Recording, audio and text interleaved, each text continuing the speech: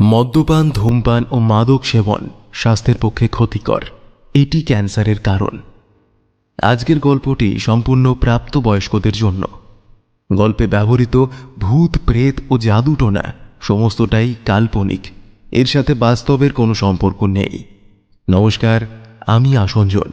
রহস্যের অন্ধকারে ইউটিউব চ্যানেলে আপনাদের আজকের গল্প লেখিকা সঞ্চারী ভট্টাচার্যের কলমে ও আসবেই।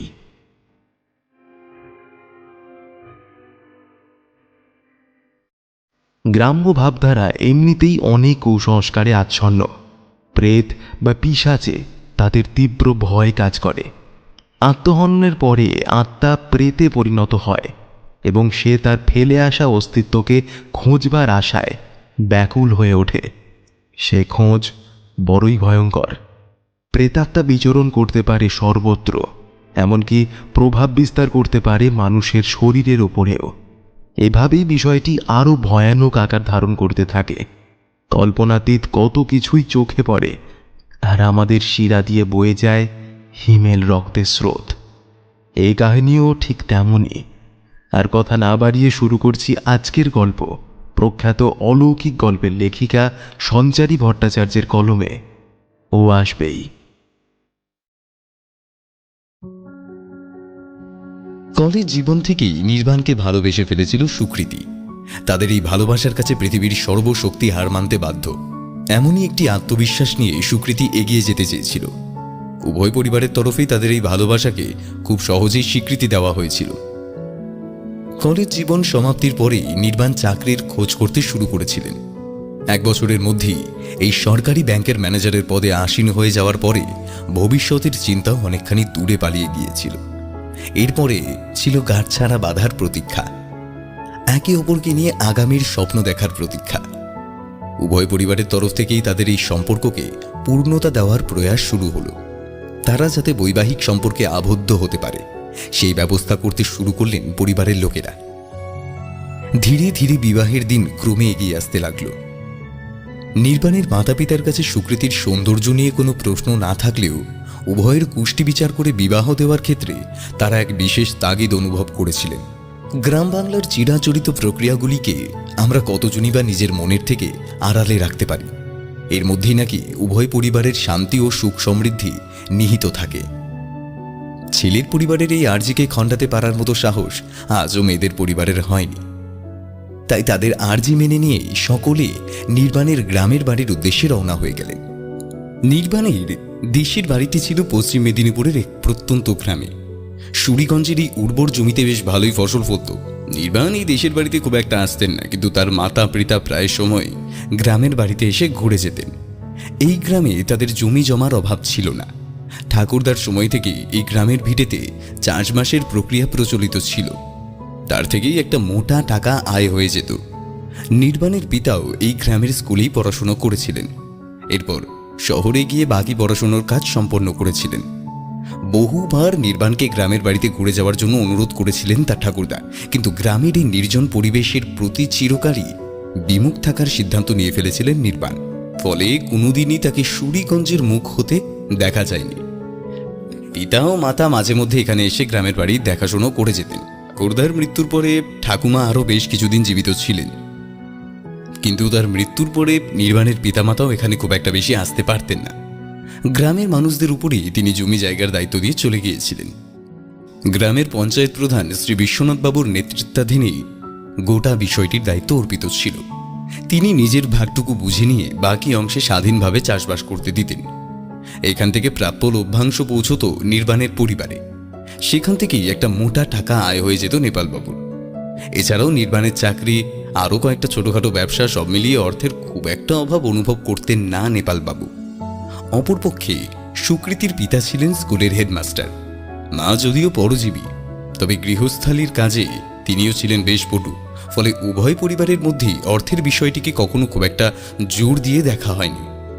তাদের উভয় পরিবারের মধ্যেই সম্প্রীতি রক্ষার বিষয়টি সর্বাপেক্ষা প্রাসঙ্গিক হয়ে দাঁড়িয়েছিল। তারা মানুষের মনের কদর করতে জানতেন, পাশাপাশি হৃদয়েরও। দুই পরিবারের তরফ থেকেই তাদের বিবাহের বিষয়টির উপরই জোর দেওয়ার কাজ শুরু হয়েছিল। এর নেপথ্যে কোনো ঘটকের মধ্যস্থতা না থাকায় তারাই একজন জ্যোতিষীকে কাজে নিয়োগ করেছিলেন। সুকৃতির পরিবারের কারোরই এই সকল বিষয়ে তেমন একটা বিশ্বাস ছিল না, তবে নির্বাণের পিতার কাছে সুকৃতির কুণ্ডলিনী দোষের বিষয়টি দূর করার কাজটি গুরুত্বপূর্ণ হয়ে দাঁড়িয়েছিল। জ্যোতিষী জানিয়েছিলেন,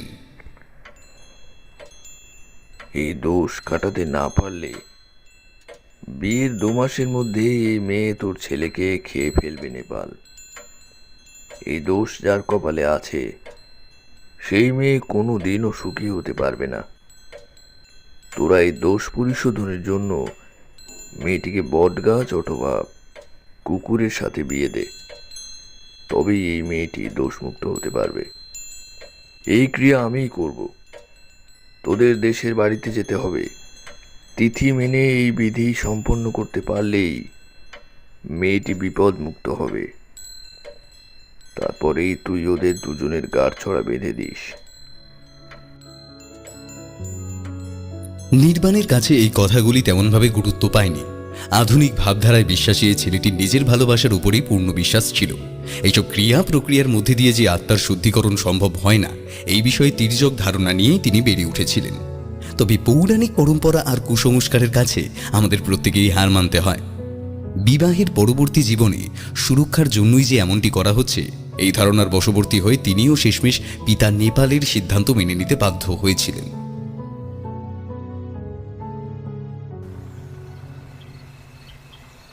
জানুয়ারি মাসের এক সন্ধ্যেতে সুরিগঞ্জের দিকে রওনা হয়ে গেলেন সকলে। সুকৃতি ও নির্বাণ রইলেন একটি গাড়িতে, আর দুজনের পিতামাতা সহ জ্যোতিষী বটুকেষ্ট চড়ে বসলেন আরেকটিতে। দুটি গাড়ি গ্রামের উদ্দেশ্যে এগিয়ে যেতে লাগলো। সুরিগঞ্জে পৌঁছতে পৌঁছতে সন্ধ্যা হয়ে গেল। গাড়ি থেকে নামতেই নজরে পড়ল বিস্তীর্ণ চাষের জমি। নেপালবাবু সকলকে উদ্দেশ্য করে বললেন, হ্যাঁ, ব্যাস ব্যাস, এখানে এই গাড়িটা দাঁড় করিয়ে রাখুন। আজকের রাতটা আমরা আমাদের গ্রামের ভিটেতেই কাটিয়ে দিতে পারবো। কোনো রকমে একটা রাত কাটিয়ে আগামীকাল সন্ধ্যের সময় যজ্ঞের কাজ সম্পন্ন করেই আবার কলকাতার উদ্দেশ্যে রওনা করা যাবে। আশা করি এই একদিনের মধ্যে খুব একটা অসুবিধার সম্মুখীন হতে হবে না কাউকে। নেপালবাবুর দিকে তাকিয়ে কেউই তেমনভাবে বাক্যব্যয় করতে চাইলেন না। তারা সকলেই জানতেন উভয়ের বিবাহের কাজ সুসম্পন্ন করবার উদ্দেশ্যেই তাদের ওই গ্রামে আসতে হয়েছিল। পরে সকলেই যে যার নিজের জিনিসপত্র একত্রিত করে নেপালবাবুকে অনুসরণ করতে করতে তার ভিটেতে গিয়ে উপস্থিত হলেন। নেপালবাবু তাদেরকে উদ্দেশ্য করে বললেন, আসুন আসুন আসুন আসুন, সকলে আসুন, ভিতরে আসুন। আসলে এখানে অনেক দিন ধরেই কারুর যাতায়াত নেই, তবে গ্রামের প্রধানকে বলাই ছিল। তিনি কিছু লোকজনকে টাকার বিনিময়ে আমার বাড়িটিকে পরিষ্কার করে রাখতে বলেছিলেন। আশা করি তেমন একটা সমস্যা হবে না আর কি। নেপালবাবুর দেখানো পথ ধরেই সকলে এগিয়ে যেতে লাগলেন। ঘরের ভিতরে প্রবেশ করতেই একটা গুমোট গন্ধ নাকে ভেসে এলো। গন্ধটা নাকে আসতেই সুকৃতির শরীর অস্থির করতে শুরু করল। নির্বাণ তার দিকে এগিয়ে গেলেন। তোমার কি শরীর খারাপ লাগছে সুকৃতি? আহা, আসলে এতক্ষণের ধকল সহ্য করার অভ্যাস নেই তোমার, আর ঠিক সেই কারণেই বোধহয় এমনটি হচ্ছে, তাই না? আচ্ছা দাঁড়াও, দেখি আমি আলোটা জ্বালাই। বাবা, আলোটা কোন দিকে গো? নেপালবাবু ছেলের দিকে তাকিয়ে বললেন, মনে হয় না আলোর ব্যবস্থা রয়েছে। যদিও আমি টাকা পাঠিয়ে আলো লাগিয়ে দিতে বলেছিলাম ওদেরকে, কিন্তু মনে হয় ওরা সেটা করতে আসেনি। আরেকটা সমস্যাও হতে পারে, গ্রামে প্রায়ই কারেন্ট থাকে না, ফলে এই কারণেই মনে হচ্ছে আলো জ্বালানো যাচ্ছে না। দাঁড়া দাঁড়া, আমি দেখছি।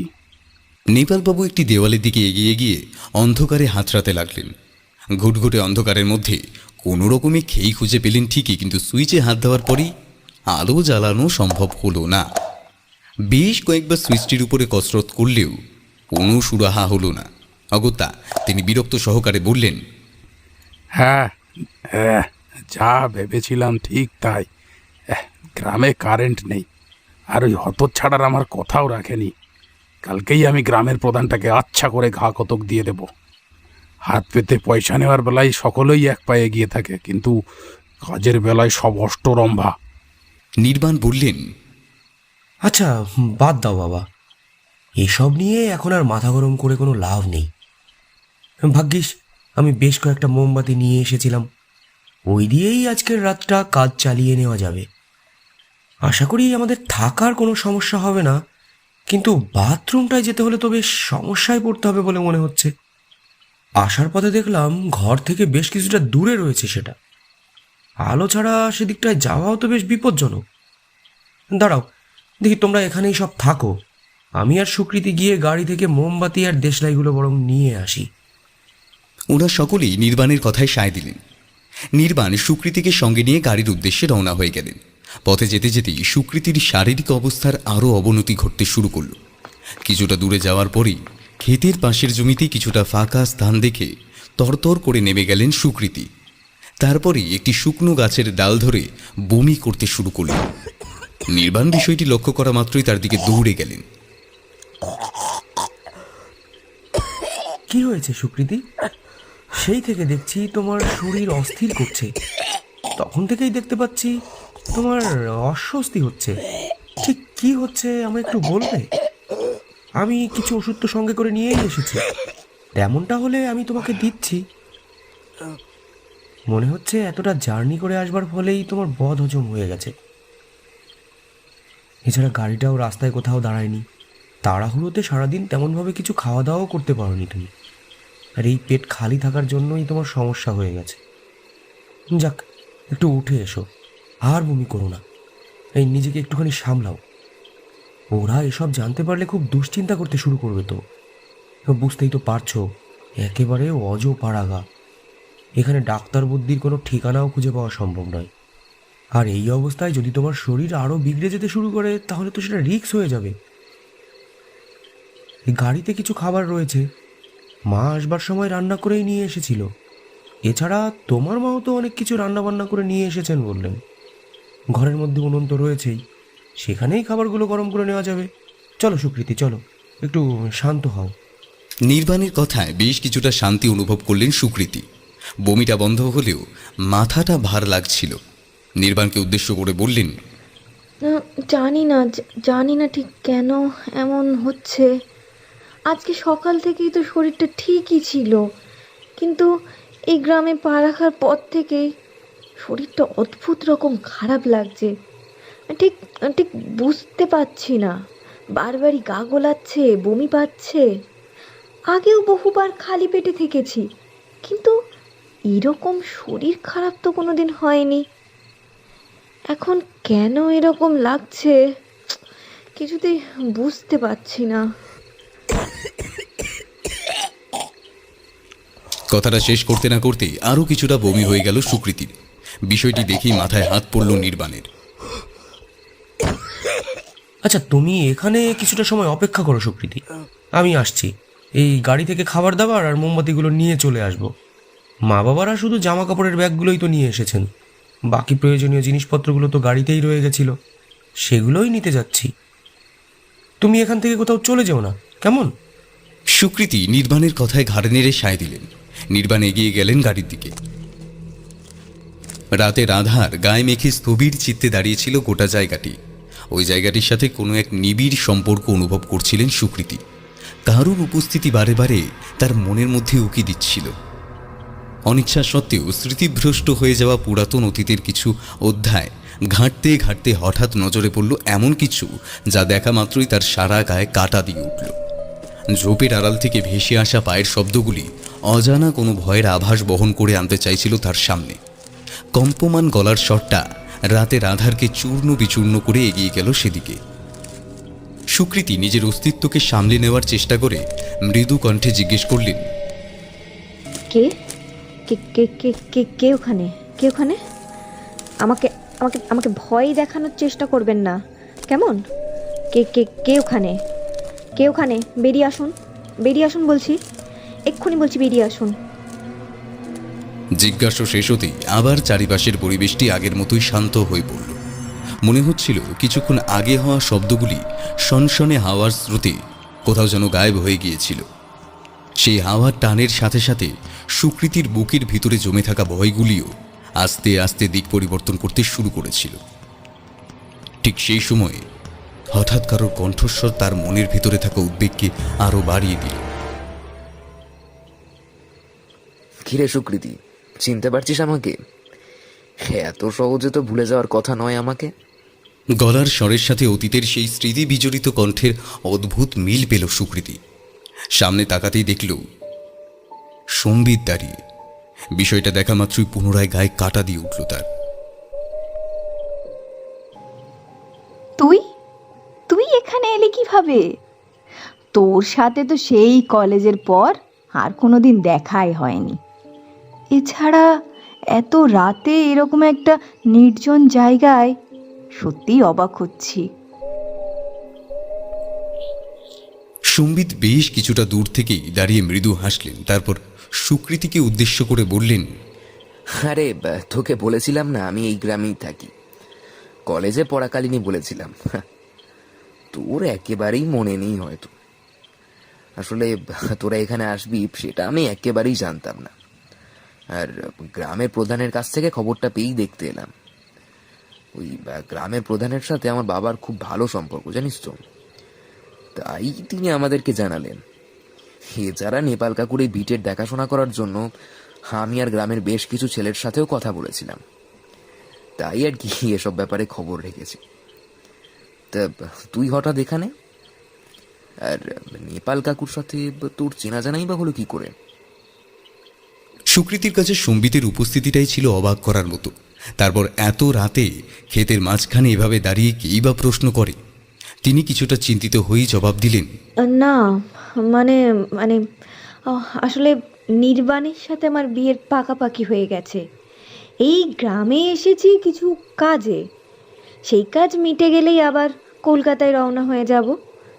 নির্বাণ নেপাল কাকুর একমাত্র সন্তান।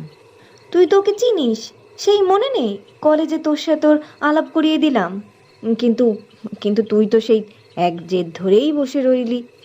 যতবারই বলেছি যে আমি তোকে শুধু বন্ধুই ভাবি, তুই রাগ দেখিয়ে অস্থির হয়ে একাকার। এছাড়া এছাড়া আরও একটা কথা তোকে বলতে চাই, আমি কিন্তু ইচ্ছে করে তোকে ওইভাবে অপদস্থ করতে চাইনি সেদিন। তোর কাছ থেকে পড়াশুনোর বিষয়গুলো জেনে নিতাম, এই আর কি। তোকে টোকে ভালো ভালো ফল করার আমার বিন্দুমাত্র ইচ্ছে ছিল না। আমি তোকে অনেকবার বিষয়টা জানাতে চেয়েছিলাম, কিন্তু হঠাৎ তুই কোথায় যে গায়েব হয়ে গেলি আর খুঁজেই পেলাম না। ইতিমধ্যেই নির্বাণের কণ্ঠস্বর কানে আসতেই পিছন ফিরে তাকালেন সুকৃতি। কিছুটা থতমত হয়ে গেলেন।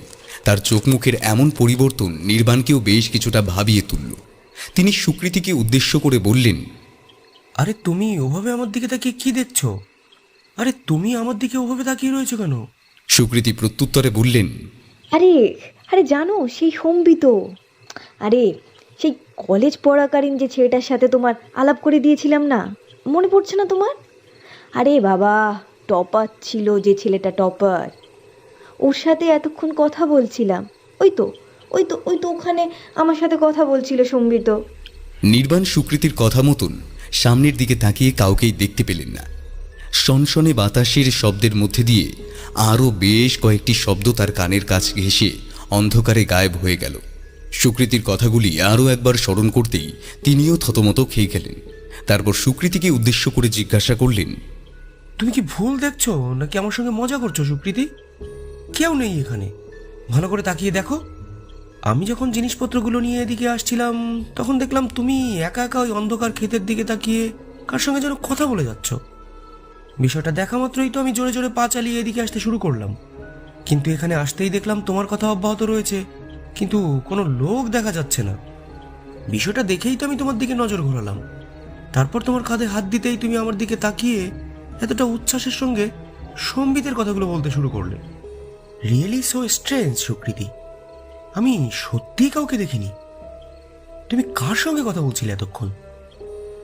এমনিতেই তোমাকে নিয়ে এত চিন্তায় রয়েছি আমি, তারপর রাতের বেলা এসব মশকরা ভালো লাগে বলো? নির্বাণের কথাগুলি কানে যেতেই আরও চমকে উঠলেন সুকৃতি। অন্ধকারের দিকে তাকাতেই তার বুকটা চ্যাত করে উঠল। নিজের মনকে আশ্বস্ত করতে পারছিল না তিনি। এতগুলো কথা বললাম যাকে, সে কোথায় গেল? তোমার বিশ্বাস হচ্ছে না তো? তোমার বিশ্বাস হচ্ছে না আমার কথা? আরে আরে সম্বিতর মস্করা করার একটা বদ স্বভাব বরাবরই। দেখো, হয়তো ওখানেই লুকিয়ে পড়েছে তোমাকে দেখে। এই সম্বিত, আরে সম্বিত, এরম করছিস কেন? আর ও আমাকে বলল যে ওই গ্রামেই থাকে। এছাড়া আরও কত কথা বললাম ওকে, জানো, বলল নেপাল কাকাকেও চেনে। ওই বাড়িটা দেখাশুনো করবার জন্য লোক পাঠিয়ে দিয়েছে। গ্রামের কয়েকটা ছেলেপুলেকে কাজে লাগিয়ে দিয়েছে। ওর বাবার সাথে নাকি গ্রামের প্রধানের ভালো সম্পর্ক রয়েছে। যদিও এখানে নাই আসবে, তাহলে আমি এত কথা জানলাম কোত্থেকে? নির্মাণ, তুমি ভাবো তাহলে আমি এত কথা জানলাম কোত্থেকে? ওদের চেঁচামেচির শব্দে নেপালবাবু বাইরে বেরিয়ে এলেন। অনেকক্ষণ ধরেই এই চেঁচামেচির শব্দ পাচ্ছি আমি। কি হচ্ছেটা কি এখানে? নির্বাণ, তুই সেই কখন গেছিস জিনিসগুলো আনতে? আর সুকৃতি ওরকমভাবে চিৎকার করছে কেন? নির্বাণ নেপালবাবুকে এই বিষয়গুলি সম্পর্কে অবগত করানোর উদ্দেশ্যে উদ্যত হতেই সুকৃতি তার দিকে তাকিয়ে নিষেধ করলেন। সুকৃতির ইশারা আন্দাজ করতে পেরেই নির্বাণ কথাগুলি উজ্জ্ব রেখেই বললেন, ও কিছু না বাবা, আমাদের মধ্যে একটা অন্য বিষয়ে আলোচনা হচ্ছিল। এমন কিছু ব্যাপার না, এমনিতে সব কিছু ঠিকঠাকই আছে। আসলে ওর শরীরটা ভালো লাগছিল না বলে আমি গাড়িতে রাখা বমি আর বদহজমের ওষুধগুলো আনতে গিয়েছিলাম, সেটাই নিয়ে ফিরছি। চলো সুকৃতি, চলো, এত রাতে আর বাইরে থাকা উচিত হবে না। বেশ ঠান্ডা পড়েছে আজ। নির্বাণ সুকৃতিকে সঙ্গে নিয়ে ঘরের দিকে এগোতে লাগলেন। পিছন দিক থেকে আবারও মনে হতে থাকলো কেউ যেন সুকৃতির নাম ধরে রাখছে। পেছনের অন্ধকারের দিকে তাকাতেই আবার গাটা ছমছম করে উঠল সুকৃতির। ঘরে প্রবেশ করেই মোমবাতিগুলোকে জ্বালিয়ে দিলেন নির্বাণ। পরিসরটা আলোকিত হয়ে উঠল। কিছুটা দূরেই নজরে পড়ল একটি উনুন। সেখানেই খাবারগুলি গরম করে নিলেন তারা। তারপর রাতের খাওয়া শেষ করে শোয়ার প্রস্তুতি নিলেন। এত কিছুর মধ্যেও সুকৃতির মনের মধ্যে সম্বিতের কথাগুলি বারে বারে আলোকপাত করতে লাগল। সে যে ওখানে এসেছিল এই বিষয়টি সম্পর্কে নিশ্চিত হয়ে গেছিলেন তিনি। তাকে এভাবে বিচলিত দেখে জ্যোতিষী বললেন, দেখ মা, এভাবে চিন্তা করে নিজের শরীরটাকে আর খারাপ করিস না। তোর কুষ্টিতে এমনিতেই কুণ্ডলিনী দোষ রয়েছে। এ দোষ যাদের থাকে তারা এমন অনেক কিছুই দেখতে পায় যা সাধারণ মানুষের পক্ষে দেখা সম্ভব নয়। এই জন্যই তোর শরীরটাও খারাপ করেছে। এছাড়া রাতের বেলা এই গ্রামগঞ্জে সকল রকমের উপদ্রব দেখতে পাওয়া যায়। তোর রাশটাও হালকা, তাই বোধহয় তুই ভুলভাল জিনিসপত্র দেখেছিস। সুকৃতি জ্যোতিষীকে উদ্দেশ্য করে বললেন, সম্বিতকে কি আপনি ভূত বা প্রেতাত্মা ভাবছেন নাকি? আরে আরে সে বেঁচে রয়েছে। ও আমাদের সাথেই কলেজে পড়াশুনো করতো। এই গ্রামেই ওর পৈতৃক বাড়ি ছিল। কলকাতার হস্টেলে থেকে পড়াশুনো করতো। খুব ব্রিলিয়ান্ট স্টুডেন্ট ছিল, ফার্স্ট হতো কলেজে। আসলে আসলে ওর আমাকে খুব ভালো লাগতো, কিন্তু আমি কোনোদিনও বিষয়টার প্রতি গুরুত্ব দিইনি। এই গ্রামে যে আমরা আসছি সেটাও নাকি ও গ্রামের প্রধানের কাছ থেকে জানতে পেরেছে, তাই রাতে আমার সাথে দেখা করতে এসেছিল। জ্যোতিষী এই বিষয়টা শুনে খুব একটা ঘাবড়ে গেলেন না। তিনি বললেন, তাহলে হয়তো চলে গেছে, তুই লক্ষ্য করিসনি। এ আর এমন কি, নাও নাও শুয়ে পড়ো এবার। আমাদের সকাল সকাল উঠে পুজোর প্রস্তুতি নিতে হবে, মেলা কাজ পড়ে আছে। সেদিন রাতে আর কেউই তেমনভাবে কথা বাড়াতে চাইলেন না। যে যার মতন বিছানা নিলেন। পরের দিন সকাল হতেই ঘুম ভেঙে গেল সকলের। আগের দিনের রাতের কথা কারোরই সেভাবে মনে ছিল না। পরের দিনের ব্যস্ততার ভিড়ে সেগুলো যেন কোথাও হারিয়ে গেল। একটু বেলার দিকেই গ্রামের প্রধান বিশ্বনাথবাবু তাদের সকলের সাথে দেখা করতে এলেন। বিশ্বনাথবাবুকে দেখেই নেপালবাবু এগিয়ে গেলেন। এক গাল হেসে তাকে আলিঙ্গন করে বললেন, এ কেমন আছো বিশ্বনাথ?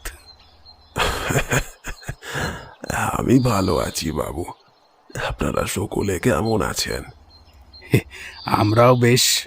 আমরাও সকলে বেশ ভালো আছি বিশ্বনাথ। আচ্ছা, তোমাকে কিছু কথা জিজ্ঞাসা করার ছিল, বুঝলে? হ্যাঁ, বলেন না। আমার ছেলের সাথে এই মেয়েটির বিবাহ পাকা করেছি, তবে মেয়েটির কুণ্ডলিতে কিছু দোষ থাকার কারণে ওকে বট গাছের সাথে বিয়ে দিতে হবে। অনেকদিন আগেই যখন এখানে আসতাম তখন ওই পুকুর পাড়ের বট গাছটা দেখতাম। আচ্ছা, সেটা কি এখনো আছে বিশ্বনাথ, নাকি গ্রামের লোকেরা কেটে টেটে ফেলেছে? বিশ্বনাথ বটগাছের কথাটা শোনা মাত্রই কিছুটা ইতস্তত আচরণ করতে শুরু করলেন। তার অকস্মাৎ এমন পরিবর্তনের বিষয়টি কেউই সেভাবে আন্দাজ করতে পারলেন না। তবে তিনি যে কিছু একটা লুকিয়ে যেতে চাইছেন এটি তার চোখ মুখের ভাষাই প্রমাণ করে দিচ্ছিল। নেপালবাবু জোর গলায় বললেন, আরে আরে, হয়েছেটা কি? তুমি এত ঠান্ডার মধ্যে ঘামছো কেন? ও কিছু না বাবু, আসলে এতটা জোরে জোরে হেঁটে আসার ফলে আমার ঘাম ঝরতে শুরু করেছে, তেমন কিছু বিষয় না বাবু। গ্রামের লোকেরা ওই গাছটি কেটে ফেলেননি, সেটা এখনো ওইভাবেই রয়েছে। ওই স্থানটিতে বেষ্টন করে রয়েছে সুবিশাল বটবৃক্ষটি, কোনো পরিবর্তন হয়নি। আপনারা আপনাদের কাজ করতে যেতেই পারেন, কোনো অসুবিধা নেই। এটা বলার জন্য তুই এতবার হোঁচট খাচ্ছিলিস? সত্যি বাবা। না, আসলে ওই হেঁটে আসার ফলে হাঁপিয়ে গেছিলাম, তাই কথাগুলো ঠিকভাবে বলতে পারছিলাম না। আচ্ছা আচ্ছা, একটু তাড়া আছে বাবু, আমি এখন আসি, কেমন? বিশ্বনাথের জন্য জল আনতে গেছিলেন সুকৃতির মা, কিন্তু ফিরে এসে দেখলেন সে চলে গিয়েছে। এ কি, আমি যে লোকটার জন্য জল আনতে গেলাম, লোকটা ওরকম ভাবে হাঁপাচ্ছিলেন কেন? সবকিছু ঠিকঠাক আছে তো এই গ্রামে? দেখো বাবু, বলা যায় না, গ্রামগঞ্জের ব্যাপার, কোথায় কোন রহস্য লুকিয়ে রয়েছে কেউ জানে না। আর এখানকার লোকেরা মুখ চোরা হন বড্ড, পেটের কথা মুখে আনতে আনতেই ভর করে দেন। তবে তবে ওই লোকটাকে দেখে কিন্তু আমার স্বাভাবিক মনে হলো না। বাদ দিন মাসিমা, এইসব লোকেদের মুখ লেগে কোনো লাভ নেই, আমাদের কাজগুলো মিটে গেলেই হলো। যাক, আপনারা সকলে তাহলে তৈরি তো? জ্যোতিষী ওদের দিকে তাকিয়ে বললেন, আমি তৈরি। পুজোর সমস্ত সরঞ্জামগুলিকে আপনারা নিয়ে আসুন। বিশ্বনাথ যে জায়গাটার কথা বলে গেছে সেই জায়গাটি আপনি চেনেন তো নেপালবাবু? হ্যাঁ হ্যাঁ, আমি চিনি। তুমি এই বিষয়ে তেমন একটা দুশ্চিন্তা করো না। আগে তো আমি এখানেই থাকতাম, বাবার সাথে ওই দিকটায় কত গেছি। এছাড়া বন্ধুরা মিলেও গ্রামে অনেক জায়গায় ঘুরে বেড়াতাম। আমাদের লুকোচুরি খেলার জায়গা ছিল ওই বট গাছটি। সব কিছু মনে আছে, সব কিছুই মনে আছে। এই ভাবলে মনে হয় এখনো হারিয়ে যায়নি সেই দিনগুলো। নাও নাও, এবার এগোনো যাক, চলো চলো। নেপালবাবুর কথা শেষ হতেই সকলেই কমবেশি পূজার সরঞ্জামগুলিকে সাথে নিয়ে নির্দিষ্ট গন্তব্যের দিকে এগিয়ে যেতে শুরু করলেন।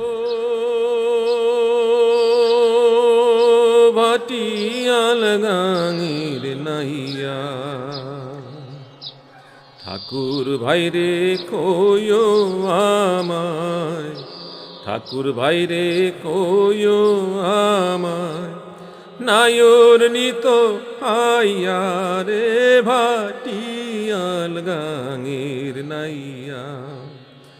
আরে ও গ্রাম্য পথ ধরে বেশ কিছুটা এগিয়ে যাওয়ার পরই নজরে পড়ল একটি সুবিশাল বটবৃক্ষ। এটি বাঁধানো পুকুরঘাটের ধার ঘেঁষে দাঁড়িয়েছিল সেটি। দূর থেকে মাঝিদের গানের শব্দ ভেসে আসছিল। জ্যোতিষী বললেন, যাক, আমরা সঠিক স্থানেই পৌঁছে গেছি। সন্ধে হতে যায়, আপনারা সকলে গোল হয়ে এই স্থানটিতে বসে পড়ুন। কিছু নির্দিষ্ট বিধি মেনে আমাদের প্রক্রিয়াটি সম্পন্ন করতে হবে। জ্যোতিষীর কথা মতন সকলেই স্থানটিতে গোল হয়ে বসে পড়লেন।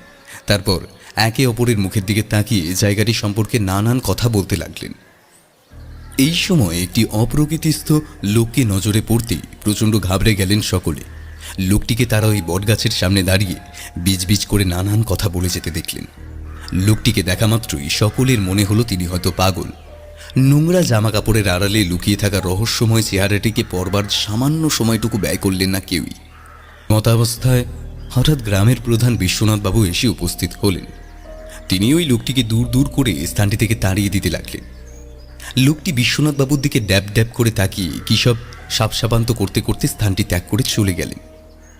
বিষয়টি সকলের চোখে পড়লেও কেউই তেমনভাবে আগ্রহ প্রকাশ করলেন না। নেপালবাবু সহসা বিশ্বনাথকে উদ্দেশ্য করে বললেন, আচ্ছা আচ্ছা, কে এই লোকটা? কে উদ্বাস্তুর মতন এখানে উপস্থিত হয়েছিল কেন? গাছটিকে লক্ষ্য করে বিড়বিড় করে কি বলে যাচ্ছিলেন? তুমি ওই লোকটিকে এভাবে তাড়িয়েই বা দিলে কেন? বিশ্বনাথবাবু আবার কোনো একটা বিষয়কে গোপন করার চেষ্টা করতে করতে বললেন, ও সব পাগল ছাগল লোক দাদা বাবু, ওসব লোকেদেরকে তেমন গুরুত্ব দেবেন না। জানি না কেন এই লোকটা বটতলার আশেপাশে দিবারাত পড়ে থাকেন। কি যে আছে এখানে তা একমাত্র তিনিই জানেন। গ্রামের লোকেরা লোকটিকে রাতের বেলাতে ওই গাছের সাথে কথা বলতে দেখেছে। শুধু কথা বলতে দেখেছে ভুল হবে, লোকটি এক প্রকার ঝগড়া করে। দেখে মনে হবে ওখানে কেউ যেন রয়েছে, তার সাথে উনি কথা বলে চলেছেন। এইসব কথা শোনা মাত্রই বাকিদের শিরা বেয়েও হিমেল রক্তের স্রোত বয়ে গেল। বটগাছ নিয়ে পৌরাণিক ইতিহাসে এমনকি ভারতীয় শাস্ত্রে এমন অনেক কথাই বর্ণিত রয়েছে যেগুলি একটি ভয়ঙ্কর অতীত রয়েছে, আর সেই অতীতের সাথে জুড়ে রয়েছে মানুষের ভবিষ্যৎ। তাই সকলেই কম বেশি বিষয়টিকে এড়িয়ে যাওয়ার চেষ্টা করতে লাগলেন। নেপালবাবু বিশ্বনাথকে উদ্দেশ্য করে বললেন, আমাদের ক্রিয়া সম্পন্ন হওয়া পর্যন্ত তুমি এখানেই দাঁড়িয়ে পাহারা দেবে। কেউ যেন এখানে আসতে না পারে। আমি চাই না এখানে কেউ এসে বাধার সৃষ্টি করুক। এমনিতেই মেয়ের ভাগ্যে একাধিক দোষ রয়েছে। যতবার ক্রিয়াটি সম্পন্ন করবার চেষ্টা করেছি ততবারই কোনো না কোনো বাধার সম্মুখীন হয়েছি আমরা। তাই আর কোনো সমস্যা চাই না আমি। যত তাড়াতাড়ি সম্ভব কাজ গুছিয়ে এখান থেকে চলে যেতে হবে। বুঝতেই পারছি কোনো একটা শক্তি আমাদের বাধা দিতে চাইছে, কিন্তু সেটা কি? নেপালবাবুর মুখে এসব কথা শুনেই ঘাবড়ে গেলেন। জ্যোতিষী নিজের কাজে মন দিলেন।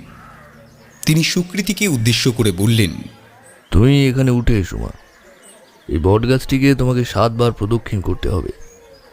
নির্বাণের সাথে বিবাহের পূর্বে তোমায় কায়মন বাক্যে এই বটগাছটিকেই নিজের স্বামী হিসেবে বরণ করতে হবে। বটের সাথে বিবাহ সম্পন্ন হলে পর তুমি দোষমুক্ত হবে। গাছটিকে প্রদক্ষিণ করবার সময় তুমি পিছনের দিকে ফিরে তাকাবে না। এই প্রক্রিয়া দোষ নিবারণের জন্যই করা হচ্ছে। তাই এই ক্রিয়ার মাঝে যদি কোনো বিঘ্ন ঘটে তো হিতে বিপরীত হতে পারে। তাই খুব সাবধানে। আমি যখন বলবো তখনই তুমি থামবে। 7 পাক দেওয়ার সময় তুমি এই লাল সুতোটিকে গাছের সাথে জড়িয়ে জড়িয়ে এগিয়ে যাবে। এখানে যতখানি সুতো রয়েছে তা 7 বার পাক দেওয়ার পক্ষে যথেষ্ট। তুমি মনে করবে নির্বাণের সাথেই তোমার বিবাহ হচ্ছে, আর আমার বলা মন্ত্রগুলিকে নিজেও আওড়াবে মনে মনে। এক মনে ক্রিয়া সম্পন্ন করে তুমি আমার সামনে এসে বসবে। এরপর পুকুরের দিকে এগিয়ে যাব আমরা। তারপর 2 বার ডুব দিয়ে উঠে আসবে তুমি। ব্যাস, তাহলে এই ক্রিয়া সম্পন্ন হয়ে যাবে। দোষ নিবারণ হয়ে যাওয়ার পরে এই লাল ধাগাটি আমি তোমার ডান হস্তে বেঁধে দেব। তারপর গিয়ে ক্রিয়া সমাপ্ত হবে।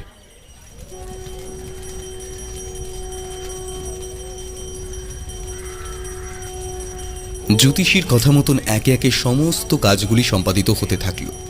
বটগাছটিকে 7 বার প্রদক্ষিণ করবার সময় বারে বারে মন্ত্রের প্রক্রিয়া চলার মাঝখানে কারোর একটা গলার স্বর ভেসে আসতে লাগলো সুকৃতির কানে।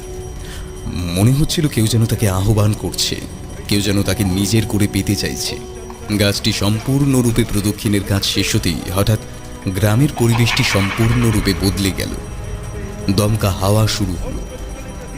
বিশ্বনাথবাবু বিষয়টা লক্ষ্য করেই বললেন, শীতকালের সন্ধ্যের আবহাওয়াতে এমন পরিবর্তন আগে তো কোনোদিন নজরে পড়েনি বাবু। মেয়েটি তো সব বিধি মেনেই পুজোর কাজ সম্পন্ন করেছে, তাহলে এমন অনর্থ কেন?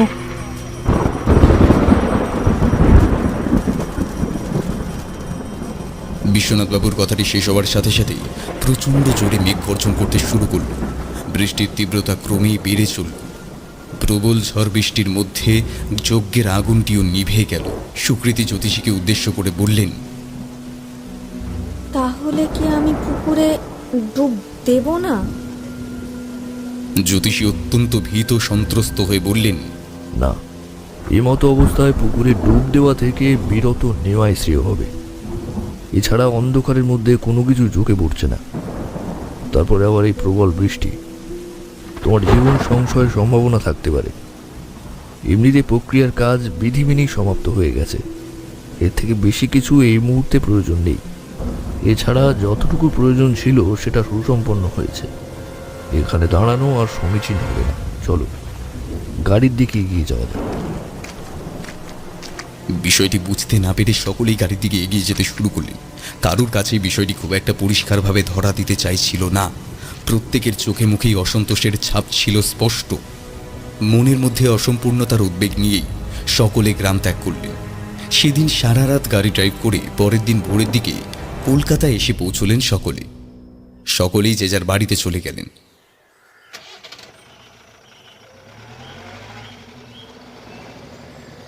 নির্বাণ আর সুকৃতির বাড়ির দূরত্ব খুব একটা বেশি ছিল না। নেপালবাবু তাদের সকলকে জায়গা মতো নামিয়ে দিয়ে কিছু কাজের ছুতো দেখিয়ে ড্রাইভারের সাথে আলাদাভাবে কথা বলবার জন্য গাড়িটা নিয়ে বেশ কিছুটা দূরে গিয়ে দাঁড়ালেন। ড্রাইভারটি গাড়ি থেকে নেমে একটি ব্রিজের ধারে দাঁড়িয়ে দূরের জঙ্গল দেখতে দেখতে নেপালবাবুকে উদ্দেশ্য করে বললেন, স্যার, আপনাকে আমি কাল থেকে একটা কথা বলবো ভাবছি, কিন্তু আপনি তো কিছুতেই আমার কথাটা শোনার চেষ্টা করছেন না। ড্রাইভারের কথা শুনে নেপালবাবু তার দিকে এগিয়ে এলেন। তারপর তাকে এক ধমক দিয়ে বললেন, তোকে তোকে কতবার বারণ করেছি না পরিবারের সামনে আমাকে কোনো কথা না বলতে, আর তুই বারে বারে গাড়ির মধ্যে আমাকে ইশারা করেই যাচ্ছিলিস। যদি একবার বিষয়টা কেউ বুঝতে পেরে যেত তখন কি হতো? আমাকে তো সকলের প্রশ্নের জবাব দিতে হতো।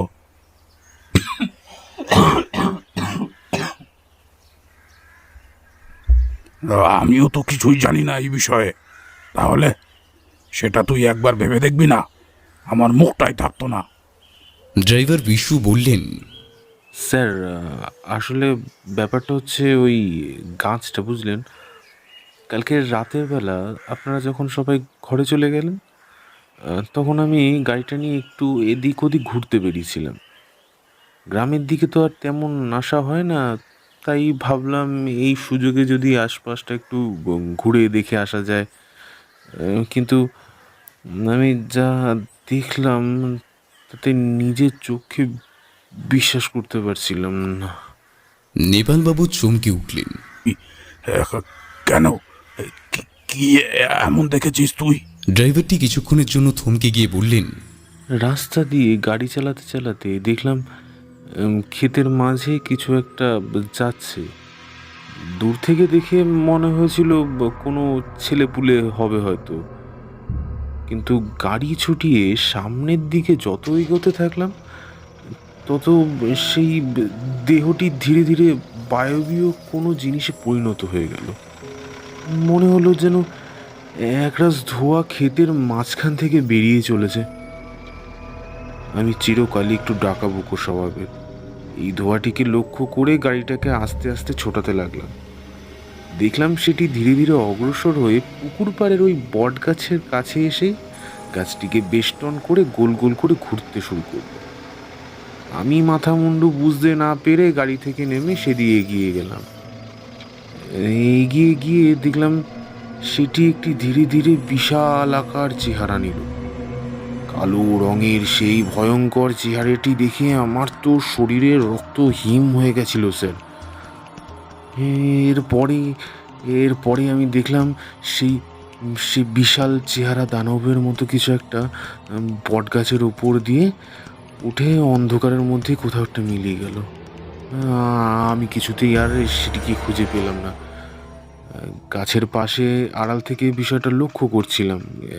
এমন সময় ওই পাগল লোকটা ওখানে এসে কী সব বলে ডাকছিল না কাকে, সে এসে কাকে কি বলে ডাকছে তার কথাগুলো অস্পষ্ট লাগায় আমি কোনো কিছুই আন্দাজ করতে পারছিলাম না। এমন সময় দেখলাম ওই লোকটি আমাকে দেখতে পেয়ে ইশারা করে কাকে যেন নেমে আসতে বলছেন। লোকটি আমাকে কিভাবে দেখতে পেয়েছিলেন আমি সত্যিই জানি না স্যার। এরপরে দেখলাম সেই বিশাল চেহারা রঙের কালো একটা কিছু গোছের একটা গাছের ডাল বেয়ে নিচে নেমে আসছে। তার চোখের ভিতরটা একবারে লাল টক টক করছে। আমার আমার দিকে এগিয়ে আসতে দেখে আমি আমি আমি আমি প্রাণপণে সেখান থেকে গাড়ির দিকে ছুটতে শুরু করলাম। এরপর এরপরে এরপর গাড়ির ভিতরে কোনো রকম ঢুকে গাড়িটা স্টার্ট দিয়ে পিছন দিকে গাড়িটা নিয়ে আসতে শুরু করলাম। কোনো রকমে প্রাণ বাঁচিয়ে পালিয়ে এসেছিলাম বাবু। এরপর এরপর সারা রাত গাড়ির ভিতরে বসেই কেঁপেছি। বাইরে বাইরে বেরোবারও সাহস হয়নি স্যার। বিশুর কাছ থেকে কথাগুলো শুনবার পরে প্রচণ্ড ভয় পেয়ে গেলেন নেপালবাবু। এতদিনের বিশ্বস্ত বিশু যে তাকে কোনোভাবেই মিথ্যা কথা বলবে না, এই বিষয়টি সম্পর্কে তিনি নিশ্চিত ছিলেন। এই গাছটির সাথে যে কোনো কিছু একটা জড়িত রয়েছে তার প্রমাণ তিনি এর পূর্বেও পেয়েছিলেন।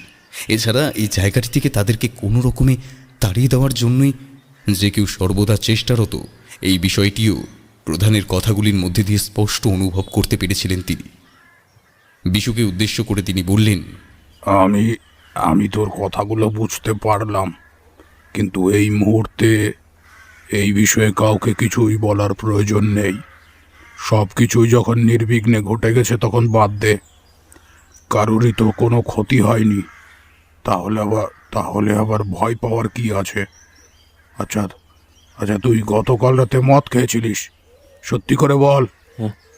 হ্যাঁ হ্যাঁ হ্যাঁ স্যার, তা অল্পের উপর একটু খেয়ে ফেলেছিলাম।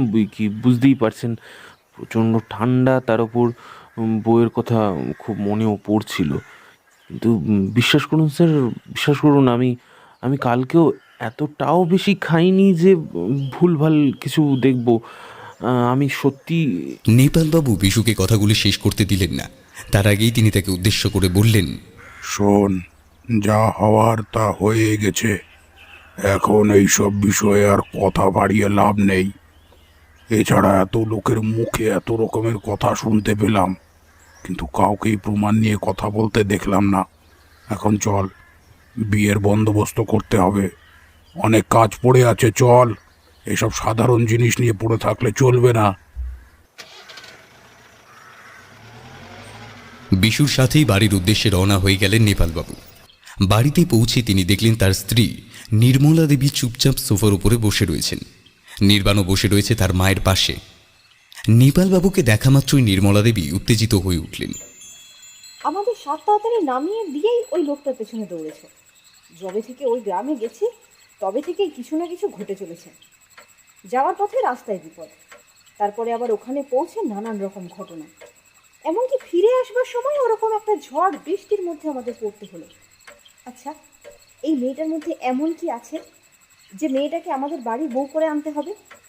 যখন জানতে মেয়েটার ভাগ্যে কুণ্ডলিনী দোষ রয়েছে, তখন ওই মেয়েটাকে ঘরে আনা কি খুবই দরকার ছিল? কলকাতা শহরে কি আর মেয়ে ছিল না? নেপালবাবু নির্বাণের দিকে তাকিয়ে বললেন, আমার মনে হয় সেটা তোমার ছেলেকে জিজ্ঞাসা করলেই বরং ভালো হবে। আমি তোমার ছেলেকে ওই মেয়েটার সাথে প্রেম করতে বলিনি। এটাও বলিনি যে আমার ওই মেয়েটাকে ভীষণ রকম পছন্দ হয়েছিল। তোমরাই তখন মা ছেলেতে মিলে আমার কোনো কথাই শুনতে চাওনি। এখন যখন এইসব ঘটনা ঘটছে তখন তোমাদের টনক নড়েছে। যাক, এসব কথা বাদ দাও।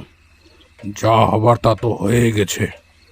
এখন আমাদের বিয়ের জন্য প্রস্তুতি নিতে হবে। গ্রামে যা ঘটেছে সেসব নিয়ে মাথা ঘামিয়ে লাভ নেই। আমরা সকলে সুষ্ঠুভাবে শহরে ফিরে আসতে পেরেছি, এটাই যথেষ্ট। জ্যোতিষী তো বললেন যে পুজোর কাজ সম্পন্ন হয়েছে, তাহলে আবার এত চিন্তা করার কি আছে? বিয়ের পরে না হয় আরও একবার শান্তি সস্থানের ব্যবস্থা করে দেওয়া যাবে। আশা করি সব সমস্যা মিটে যাবে। নেপালবাবুর কথা শুনে শান্ত হলেন নির্মলা দেবী।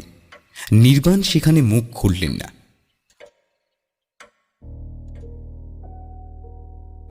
অন্যদিকে সুকৃতিদের বাড়িতেও বিয়ের তোড়জোড় শুরু হয়ে গিয়েছিল। পরিবারের সকলেই এই অনুষ্ঠানটি নিয়ে বিশেষভাবে উৎসুক হয়ে উঠেছিলেন। তাদের সকলের কাছে এই বিবাহটিকে নিয়ে এক আলাদাই উন্মাদনার সৃষ্টি হয়েছিল। বিবাহের দিন ক্রমশ এগিয়ে আসতে থাকল, কিন্তু এরই মধ্যে ঘটতে থাকলো একাধিক অঘটন।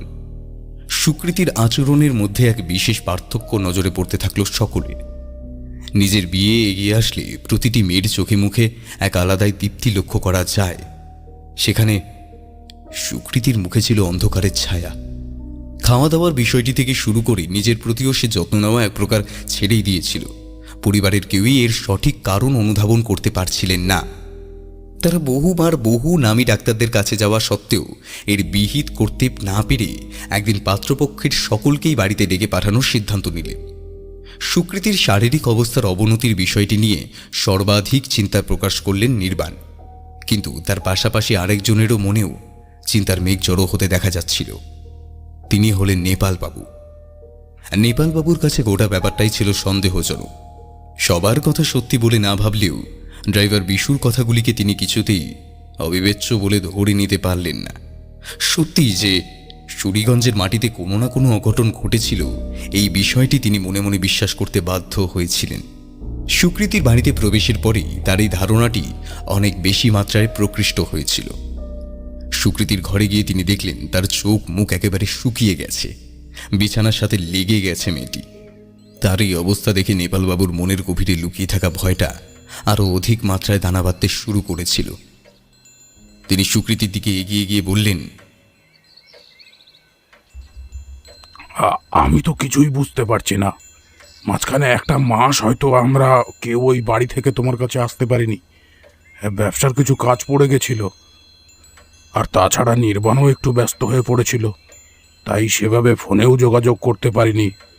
কিন্তু কিন্তু এসব কি দেখছি মা? তোমার শরীরের এমন অবস্থা কি করে হলো? তুমি তো দিব্যি সুস্থ ছিলে।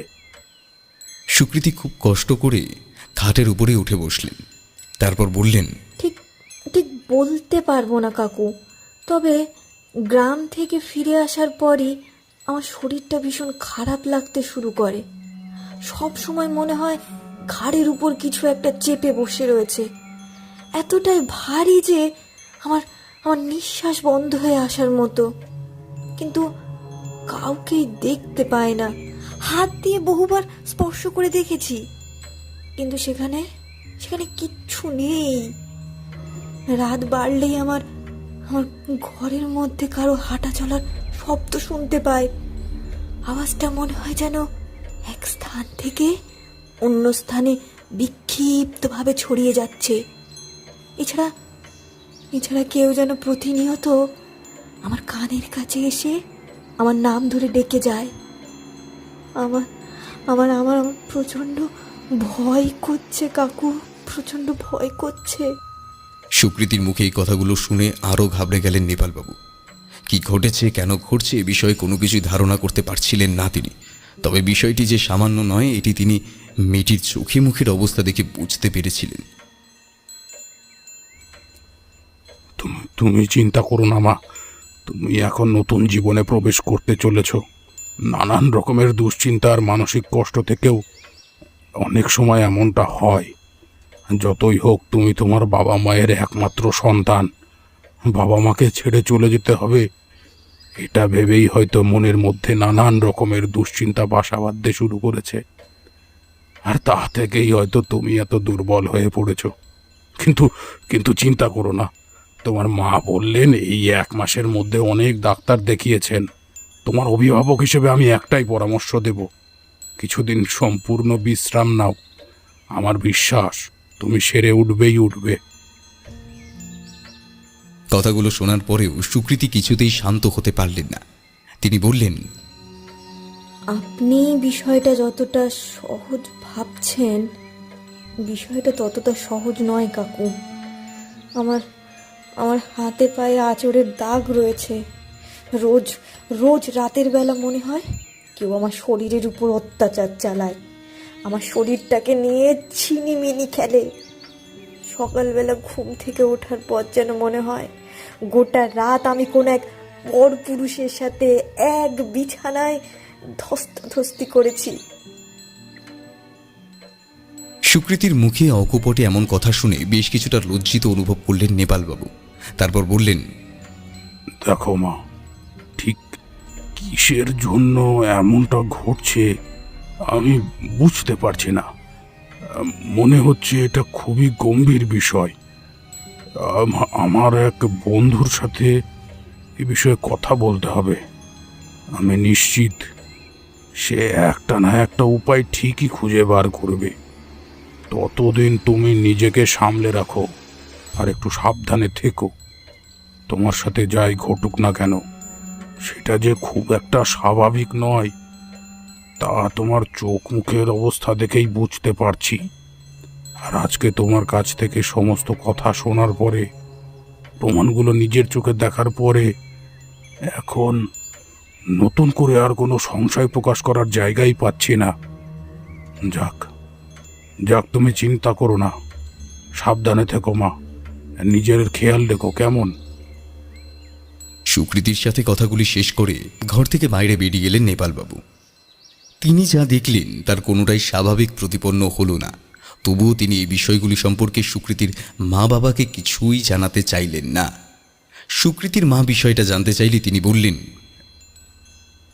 এত ভাববেন না, আমি আপনার মনের অবস্থার কথা বেশ ভালোভাবেই বুঝতে পারছি।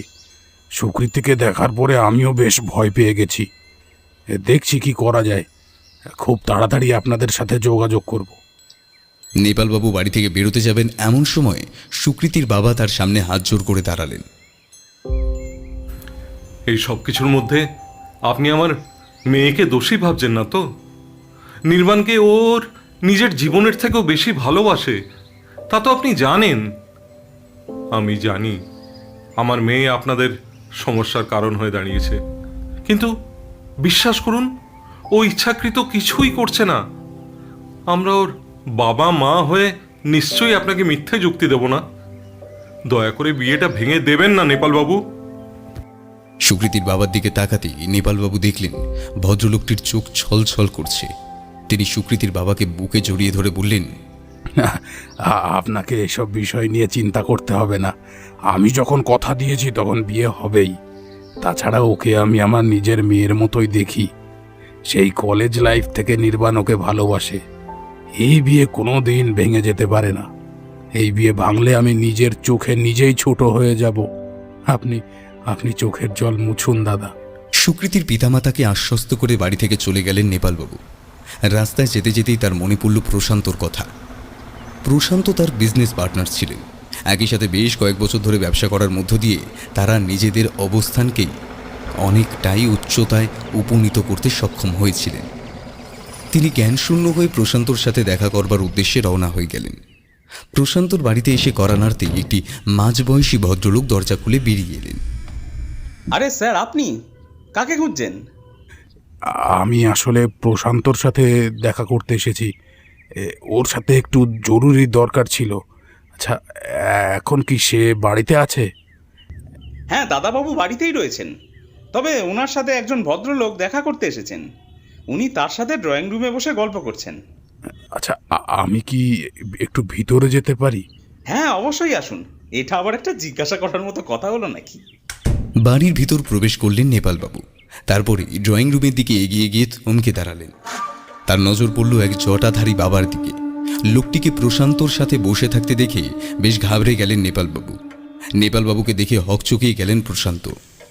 আরে, তুই হঠাৎ এখানে? ব্যবসার কাজে কোনো অসুবিধে হয়েছে নাকি? আমি তো 10 দিনের ছুটিতে বাড়িতেই রয়েছি। তেমন কোনো অসুবিধে এসে পড়লে আমাকে ফোন করে দিতে পারতিস। নিজে আবার এত কষ্ট করে এত দূরে আসতে গেলি কেন? ব্যবসার কাজে এখানে আসিনি প্রশান্ত। আসলে বিষয়টা একটু অন্য ধরনের। তোর সাথে আলাদাভাবে কথা বলতে চাই।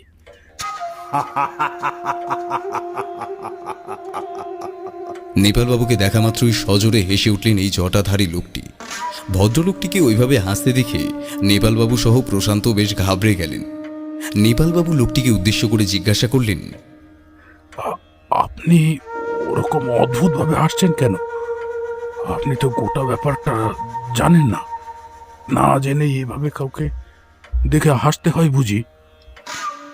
লোকটি নেপালবাবুর মুখে এমন কথা শুনে হঠাৎ উঠে দাঁড়ালেন। তারপর ওনার কাছে এসে যা বললেন তা শুনে নেপালবাবুর চক্ষু চড়ক গাছ হয়ে গেল। ছেলের বিয়ে নিয়ে সমস্যায় পড়েছেন, তাই তো? সে তো হওয়ারই ছিল। ওই গ্রামে কিছু একটা আছে। অবশ্যই আছে। আজকে আপনি এখানে এসেছেন সেটা কখনোই ভাববেন না। এই ভুল ধারণাটা মন থেকে তাড়িয়ে দিন।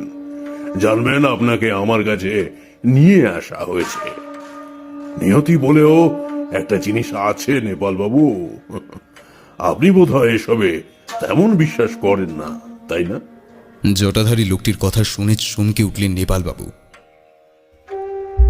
আপনি কি এত কিছু জানলেনই বা কিভাবে? ওনার নাম ধূম্র রাজতান্ত্রিক। কিছুদিন আগে আমার মা ভীষণ অসুস্থ হয়ে পড়েছিলেন। সেই সময় ওনার সাথে তারাপীঠের শ্মশানে আমার আলাপ হয়েছিল। মাকে নিয়ে তারাপীঠ ঘুরতে গেছিলাম। তিনি মাকে দেখে বলেছিলেন মায়ের শরীরে নাকি কোনো প্রেত বাসা বেঁধেছে। আমি প্রথম এই বিষয়টাকে তেমন গুরুত্ব দিইনি। তোর মতন আমিও ঠিক এই ব্যাপারগুলোকে বুজরুকি বলেই মনে করে এসেছি। কিন্তু যত দিন যেতে লাগলো মায়ের অবস্থার আরও অবনতি ঘটতে লাগলো। তখন আমি বাধ্য হয়ে পুনরায় তারাপীঠে গিয়ে ধূম্ররাজ বাবার শরণাপন্ন হতে বাধ্য হয়েছিলাম। এরপর তিনি আমার বাড়িতে এসে অনেক রকমের যাগ যজ্ঞ করে মাকে সুস্থ করে তুলেছিলেন। আমি তোকে এই লোকটির বিষয়ে আগেও অনেক কথা বলেছিলাম, কিন্তু তোর হয়তো মনে নেই। যাক যাক, তাহলে দেবতার দর্শন হয়েই গেল। আমি ওনার কথাই ভাবছিলাম। তোর কাছে ওনার ব্যাপারে জিজ্ঞাসাবাদ করতে এত দূর ছুটে এসেছিলাম। কেন, কি হয়েছে? তোর পরিবারে কি এরকম কোনো দুর্ঘটনা ঘটেছে? সেটা তো বুঝতে পারছি না, তবে যে মেয়েটির সাথে আমার ছেলের বিয়ে ঠিক করেছি সেই মেয়েটির মধ্যে এক অদ্ভুত পরিবর্তন লক্ষ্য করছি। মেয়েটির ভাগ্যে কুণ্ডলিনী দোষ থাকায় তাকে আমি আমার গ্রামে নিয়ে গিয়েছিলাম। আমার এক চেনা পরিচিত জ্যোতিষীর পরামর্শ অনুযায়ী আমাকে এই কাজটা করতে হয়েছিল। এই কুণ্ডলিনী দোষ কাটানোর জন্য মেয়েটিকে বট গাছের সাথে বিবাহ দেওয়ার উপদেশ দিয়েছিলেন ওই জ্যোতিষী। আর ঠিক সেই কারণেই উভয় পরিবারের সকলেই আমার সাথে সুরিগঞ্জ গিয়েছিল। এই প্রক্রিয়া করাকালীন হঠাৎ প্রচণ্ড ঝড় উঠল। প্রক্রিয়ার কাজ শেষ হওয়ার পরেই মেয়েটিকে পুকুরে ডুব দেওয়ার একটা বিধি ছিল, কিন্তু সেই বিধি অপূর্ণ রেখেই আমাদের কলকাতা ফিরে আসতে হয়েছিল। তীব্র বৃষ্টির মুখোমুখি হওয়ার মতো অবস্থা কারোরই ছিল না। এখানে ফিরে আসবার পরেই আমার ড্রাইভারের সাথে কথা হয়েছিল। ড্রাইভার এমন একটা অদ্ভুত ঘটনার কথা বলেছিল যার সাথে বাস্তবের কোনো মিলই নেই। সে নাকি কালো রঙের কোনো এক বিশালাকার পিশাচকে ওই বট গাছের মধ্যে মিশে যেতে দেখেছিল। বিষয়টা আমার বিশ্বাস হয়নি। ওই বট গাছের পাশেই ও নাকি কোনো এক বয়স্ক ভদ্রলোককে একা একা বিড় করে কি সব কথা বলতে শুনেছিল। প্রক্রিয়ার দিনেও আমরা ওই লোকটিকে সকলেই দেখতে পেয়েছিলাম। ওই লোকটি ওখানে কি করছিলেন আমরা কেউই জানি না। আমার ড্রাইভার বলেছিল ওই লোকটির কথাতেই নাকি পিশাচ তাকে লক্ষ্য করে তাড়া করেছিল। দৌড়াতে দৌড়াতে গাড়িতে উঠে কোনো রকমে গাড়িটা স্টার্ট দিয়ে প্রাণে বেঁচেছিল সেদিন। আমরা সবাই কলকাতায় চলে এসেছিলাম ঠিকই, কিন্তু তারপর থেকেই সুকৃতির শরীরের অবনতি ঘটতে শুরু করে। সামনেই বিয়ে, অথচ মেয়েটাকে দেখলে মনে হয় যেন কোনো কঠিন রোগে আক্রান্ত হয়ে পড়েছে। আমি কিছুই বুঝতে পারছি না, তাই আমি তোর কাছে ছুটে এসেছি। তুই এর একটা বিহিত কর প্রশান্ত। তুই এবার একটা এর বিহিত কর প্রশান্ত। আপনারা যা ভাবছেন সেটা সত্যি নয়। এর পিছনে একটা বড় কারণ আছে। ঈশ্বর আপনার সাথে আমার সাক্ষাৎ করিয়েছেন। ঈশ্বর আপনার সাথে আবার সাক্ষাৎ করিয়েছেন। সুকৃতির সাথে আমার দেখা করতেই হবে।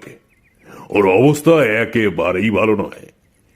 কিছু তো একটা অবশ্যই আছে, যেটা আপনারা আপনাদের সাধারণ চোখ দিয়ে দেখতে পাচ্ছেন না। আমি আজকেই আপনার সাথে যেতে চাই, এখনই। ধূম্র রাজতান্ত্রিকের কথা শুনেই নেপালবাবু হকচকিয়ে গেলেন। তবে আর দেরি না করে প্রশান্ত থেকে বিদায় নিয়ে বাড়ির উদ্দেশ্যে রওনা হয়ে গেলেন। সেদিন রাতটা ধূম্ররাজ নেপালবাবুর বাড়িতেই কাটালেন। পরের দিন সকাল হতেই তিনি সুকৃতির বাড়ির উদ্দেশ্যে রওনা হয়ে গেলেন। বাড়ির চৌকাঠে পা দেওয়ার সাথে সাথেই ধূম্ররাজ চোখটা কপালের কাছে নিয়ে এসে বললেন, ঘোর অনর্থ ঘটেছে। আমি যা ভেবেছিলাম তেমনটাই ঘটেছে। আমাকে নিয়ে চলুন, ওই মেয়ের কাছে এক্ষুনি নিয়ে চলুন। ধূম্ররাজকে বাড়ির চৌকাঠের সামনে দাঁড়িয়ে থাকতে দেখে সুকৃতির মা বাবাও খুব ভয় পেয়ে গেলেন। তারা নেপালবাবুকে ওনার সাথে দাঁড়িয়ে থাকতে দেখে বেশি কিছু বলার সাহস করলেন না। নেপালবাবু যা করছেন সবটাই সুকৃতির ভালোর কথা চিন্তা করে। এই বিষয়টি সম্পর্কে তাদের পূর্ণ ধারণা ছিল। তারা হাত দেখিয়ে ধূম্ররাজকে সুকৃতির ঘরের দিকে নির্দেশ করতেই ধূম্ররাজ গটগট করে সেদিকে এগিয়ে গেলেন।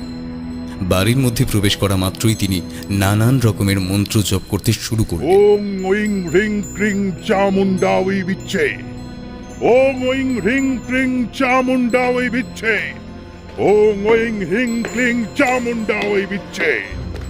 এক নাগারে এই মন্ত্রটি জপ করতে করতেই দোতলার ঘরের দিকে অগ্রসর হতে লাগলেন।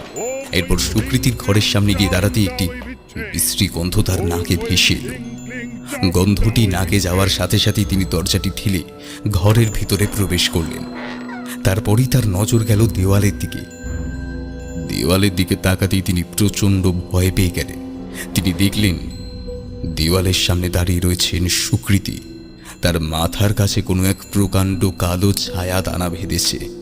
সেটি তার কাঁধের উপরে দুপাশে দুটি পা দিয়ে বসে রয়েছে। বিষয়টি চোখে পড়া মাত্রই পুরো ঘটনাটি তার চোখের সামনে পরিষ্কার হয়ে গেল। তিনি কি দেখেছেন এই বিষয়টি সম্পর্কে ওখানে উপস্থিত কাউকে কিছু জানালেন না। সুকৃতি ওরকম একজনকে ঘরের মধ্যে ঢুকে আসতে দেখে বেজায় ঘাবড়ে গেলেন। বিষয়টি সম্পর্কে কিছু বুঝতে না পেরে মায়ের কাছে ছুটে গিয়ে তাকে জড়িয়ে ধরলেন।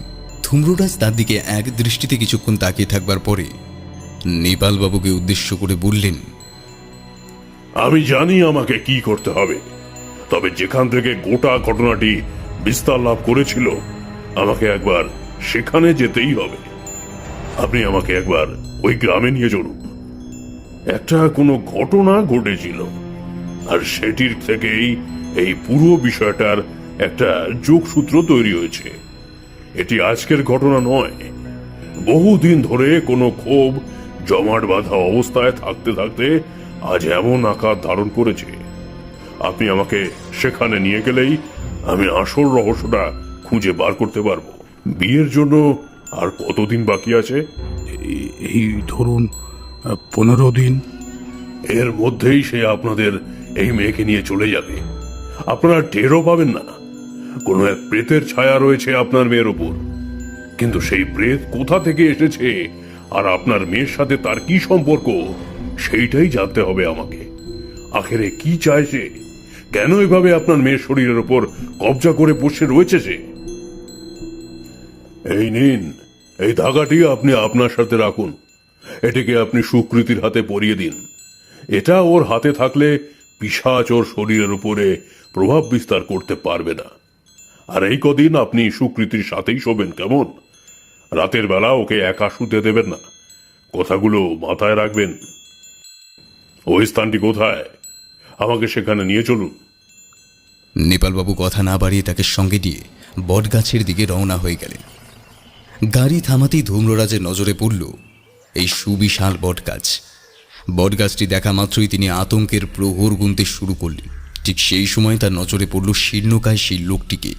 তিনি দেখলেন সেই লোকটি বটগাছের সম্মুখে দাঁড়িয়ে উপরের দিকে আঙুল তুলে কাউকে নির্দেশ করছেন। তিনি যে পাগল নন এই বিষয়টি একজন তান্ত্রিকের চোখ তৎক্ষণাৎ ধরে ফেলল। তিনি ধীরে ধীরে সেই লোকটির দিকে অগ্রসর হলেন।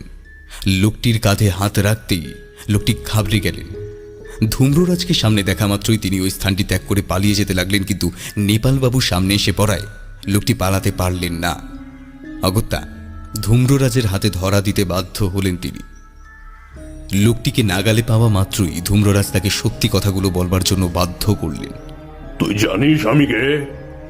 এখান থেকে পালানোর চেষ্টা করলেই কিন্তু ওই গাছটিকে ভেঙে গুড়িয়ে দেব আমি, আর তোর সেই প্রাণ ভমরাকে চিরকালের জন্য হারিয়ে ফেলবি তুই।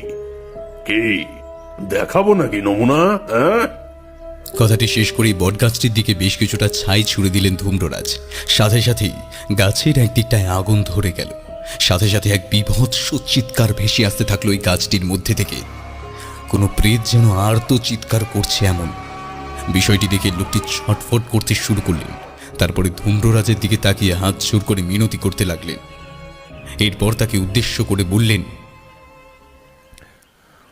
ওই গাছটার কোনো ক্ষতি করবেন না, ওই গাছটার কোনো ক্ষতি করবেন না, দয়া করুন আপনি, আমি সব বলছি। কিন্তু এরপরে ঘটেছিল আরো ভয়ঙ্কর ঘটনা। আমার ছেলে যে প্রেত হয়ে ফিরে আসবে তা আমি কল্পনাতেও ভাবতে পারিনি। ঘরের মধ্যে শুরু হলো নানা রকমের উপদ্রব। এরপর থেকেই আমি আন্দাজ করতে পারলাম আমি ছাড়াও এই ঘরে কেউ রয়েছে। একদিন এক বিশাল ছায়াকে আমি আমার ঘরের দেওয়ালের দিকে দাঁড়িয়ে থাকতে দেখলাম।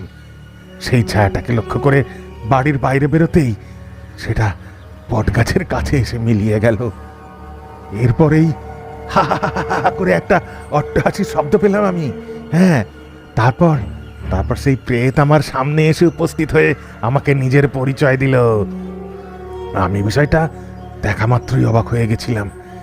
তারপর থেকে আমি জানতাম আমার ছেলে প্রেত হয়ে এই গাছে এসে বাসা বেঁধেছে। সে এতদিন আমার কথাতেই ওই মেয়েটির কোনো ক্ষতি করেনি, কিন্তু সে ওই মেয়েটিকে নিজের সাথেই নিয়ে যাবে, নিজের সাথেই নিয়ে যাবে। এই বিষয়টা জানার পরেও আমি চুপ করে বসে এই বিষয়টা জানার পরে আমি আর চুপ করে বসে থাকতে পারলাম না। গ্রামের কাছে উপস্থিত এই গাছটার কাছে এসে দাঁড়িয়ে আমি আমার ছেলের সাথেই কথা বলতাম। কিন্তু গ্রামের মানুষরা ভাবতো আমি বোধহয় পাগল হয়ে গেছি। আসলে আমি আমার সন্তানের সাথেই রয়েছি, বুঝেছেন? এতদিন সে ওই মেয়েটির জন্যই অপেক্ষা করছিল। আপনারা গ্রামে আসার সাথে সাথে ওই মেয়েটির উপর আবার দৃষ্টি পড়েছিল তার। ব্যাস, তারপর থেকেই আমি তাকে আর ধরে রাখতে পারিনি। সে ওই মেয়েটিকে এবার নিজের সাথে করে নিয়ে যাবেই। যেদিন তাকে এখানে নিয়ে আসা হয়েছিল সেই দিনকেই ওই প্রেত প্রবেশ করলো ওর শরীরে। এখন সে আর এখানে থাকে না, মাঝে মাঝে আমার সাথে দেখা করে বেশ কিছু কথা জানিয়ে আবার ফিরে যায়। নেপালবাবু কাঁদতে শুরু করলেন। সবটা জানবার পরেই তিনি ভেঙে পড়লেন। এখন সে সুকৃতির শরীরের মধ্যে প্রবেশ করেছে। তার কাঁধের উপরে 24টা ঘন্টা বসে রয়েছে। সে শেষ করে ফেলতে চাইছে ওই মেয়েটিকে। ধূম্ররাজ নেপালবাবুকে উদ্দেশ্য করে বললেন, সুকৃতির কিছুই হবে না, আপনি নিশ্চিন্তে থাকুন। ওই প্রেতটি মেয়েটিকে নিজের সাথে নিয়ে যেতে চাইছে, তাকে ভোগ করতে চাইছে। যতদিন না পর্যন্ত সুকৃতি নিজের মুখে তার ভুলের কথা স্বীকার করছে, ততদিন পর্যন্ত ওই প্রেত তাকে ছেড়ে কোথাও যাবে না। আমাকে যোগ্য করতে হবে, আমি এই গ্রামেই থাকব। আপনি কলকাতায় ফিরে সুকৃতিকে নিয়ে আসুন। ওর পরিবারের বাকিদেরকেও এখানে আসতে বলবেন। তাদের সামনেই ওই প্রেত সুকৃতির মুখ থেকে তার স্বীকারোক্তি চাইবে। আপনি আর দেরি করবেন না, তাড়াতাড়ি তাকে নিয়ে আসুন। ধূম্ররাজের কথা মতো কলকাতার উদ্দেশ্যে রওনা হয়ে গেলেন নেপালবাবু। সুকৃতির হাতে সেই ধাগাটি বাঁধা থাকায় সেই প্রেত সুকৃতির শরীরের উপরে প্রভাব বিস্তার করতে পারল না। তারা পরের দিন সকালের মধ্যেই সুকৃতিকে নিয়ে গ্রামে চলে এলেন। সেদিন সন্ধ্যাবেলাতেই এক বিশেষ ক্রিয়া করতে বসলেন ধূম্ররাজ। ওই বটগাছের সামনে বসে মন্ত্রপাঠ করতে শুরু করলেন। মন্ত্রের তীব্রতা ক্রমে বৃদ্ধি পেতে শুরু করল। কিছুক্ষণের মধ্যেই প্রকৃতি উত্তাল হয়ে উঠল। প্রবল বেগে ঝড় ওঠার সাথে সাথে বজ্রের ধ্বনি চারিদিকে তীব্রভাবে ছড়িয়ে পড়তে শুরু করল। সুকৃতির মনে হলো কিছু একটা যেন তার শরীর থেকে বেরিয়ে ওই বটগাছের চারিপাশে ঘুরতে শুরু করেছে। এই সময় ধূম্ররাজ তাকে বললেন,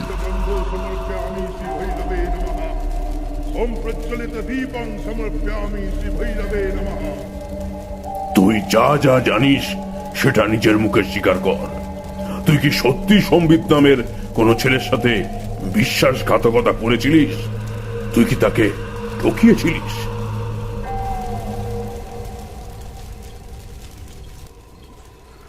হ্যাঁ, সম্বিত আমাকে খুব ভালোবাসতো। আমি রূপের জালে জড়িয়ে তাকে ব্যবহার করেছিলাম। তাকে ব্যবহার করে নিজের অবস্থার উন্নতি ঘটাতে চেয়েছিলাম। কলেজে সকলেই তাকে বিশেষ সমীহ করে চলতেন। আমার সমান ক্ষমতা থাকা সত্ত্বেও আমি কোনো দিন তার জায়গা নিতে পারিনি। তাই আমি ওর কাছ থেকে পড়াশোনার বিষয়ে সব কিছু জেনে নিয়ে ওকেই পিছনে ফেলে এগিয়ে যেতে চেয়েছিলাম। ও নিজের অজান্তেই আমাকে পছন্দ করেছিল, আর আমিও সেই সুযোগটা নিতে দুবার ভাবিনি। ও আমাকে সব কিছু বলে দিত। ওর কাছ থেকে সব নোট নিয়েই আমি পরীক্ষায় ভালো ফল করতে শুরু করেছিলাম। ফার্স্ট হতো। আস্তে আস্তে ও আমার প্রেমে বিভোর হয়ে পড়ল। পড়াশোনা তো ঠিকঠাক মন বসাতে পারত না। এর ফলে খুব সহজেই আমি টপার হয়ে গেলাম। ও আমাকে দেখে হিংসাও করতো না। আমি ওকে বিয়ের প্রতিশ্রুতিও দিয়েছিলাম, কিন্তু কিন্তু নির্বাণ আমার জীবনে ওর অনেক আগে থেকেই ছিল। আমি ওকেই ভালোবাসতাম। সম্বিতকে কেবল আমার স্বার্থের জন্য ব্যবহার করেছিলাম আমি। এরপরে আমি একদিন এই কথাগুলোই মুখের উপরে বলে দিয়েছিলাম, কিন্তু কিন্তু তারপর থেকে আমি ওকে আর দেখতে পাইনি।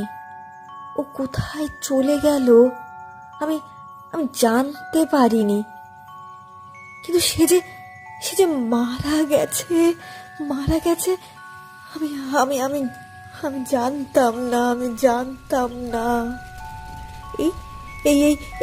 এই গ্রামে আসার পরও সে আমার সাথে দেখা করতে এসেছে, কিন্তু সেদিন আমি তার কাছে ক্ষমাও চেয়েছিলাম। আমি তাকে সম্বিতের রূপেই দেখেছিলাম, কিন্তু আজকে যাকে দেখছি তাকে আমি বিশ্বাস করতে পারছি না। না, তাকে আমি বিশ্বাস করতে পারছি না। এসব কি কখনো সত্যি হতে পারে? কখনো কি এসব সত্যি হতে পারে? না, আমি পারছি না, আমি বিশ্বাস করতে পারছি না। কি শান্তি! আজ আমার খুব ভালো লাগছে। এতদিন ধরে বুকের মধ্যে নিদারুণ যন্ত্রণা নিয়ে বেঁচে থাকতে বাধ্য হয়েছিলাম, কিন্তু এই দিনটার অপেক্ষায় ছিলাম আমি। কবে ও নিজের মুখে নিজের ভুল স্বীকার করবে। আজকে ও স্বীকার করেছে। এবার আমার মুক্তি চাই। আমি তোর কোনো ক্ষতি করতে চাইনি সুকৃতি। আমি তোকে পাগলের মতো ভালোবেসেছিলাম। আমি চাইলে তোকে শেষ করে ফেলতে পারতাম, কিন্তু আমি মৃত্যুর পরেও তোকে অতটাই ভালোবাসি যতটা আগে বাসতাম। তুই যদি আমার কাছে জিনিসগুলো চাইতিস আমি তোকে এমনিতেই দিয়ে দিতাম। তার জন্য আমার মন নিয়ে খেলা করার দরকার ছিল না।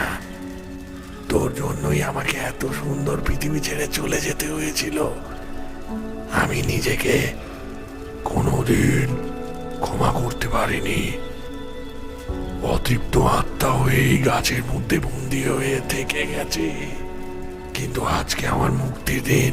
আমি এই জন্যই এতদিন ঘুরে বেড়াচ্ছিলাম। এরপর আস্তে আস্তে গোটা পরিসরটি শান্ত হয়ে গেল। সব কিছু স্বাভাবিক হয়ে গেল। প্রকৃতিও বেশ শান্ত হলো। সুকৃতিও জ্ঞান হারালেন। যজ্ঞের আগুনটাও ততক্ষণে নিভে গিয়েছিল। ভোর হয়ে এসেছিল। ধূম্ররাজ বললেন, যাক, এবার তমসার মেঘটা কেটে গেছে। সুকৃতি এখন বিপদমুক্ত। সম্বিতের আত্মায় পৃথিবী ছেড়ে চলে গেছে। সে এখন মুক্ত। এতদিন সে এক নিদারুণ যন্ত্রণা নিয়ে উদ্ভ্রান্তের মতো ঘুরে বেড়াচ্ছিল। তার এই খোঁজ সমাপ্ত হয়েছে। সে যা চেয়েছিল তা পেয়েছে, আর এই কাজে তাকে সাহায্য করেছি আমি। যাক, এখন আপনারা সকলেই বিপদমুক্ত। সম্বিতের পিতাও চোখের জল ফেলতে ফেলতে স্থান ত্যাগ করলেন। সুকৃতির অচেতন দেহটিকে নিয়েই সকলে কলকাতার উদ্দেশ্যে রওনা হয়ে গেলেন। সঙ্গে তান্ত্রিক ধূম্ররাজও ফিরে এলেন। এরপরে মহা সমারোহে নির্বাণ আর সুকৃতির বিবাহ সম্পন্ন হয়েছিল। তারপরে আর কোনোদিনও সম্বিতের কাদো ছায়া তাদের সুখী জীবনের উপরে কুপ্রভাব বিস্তার করতে পারেনি। তাদের প্রেম প্রকৃত অর্থেই জয়ী হয়ে গিয়েছিল।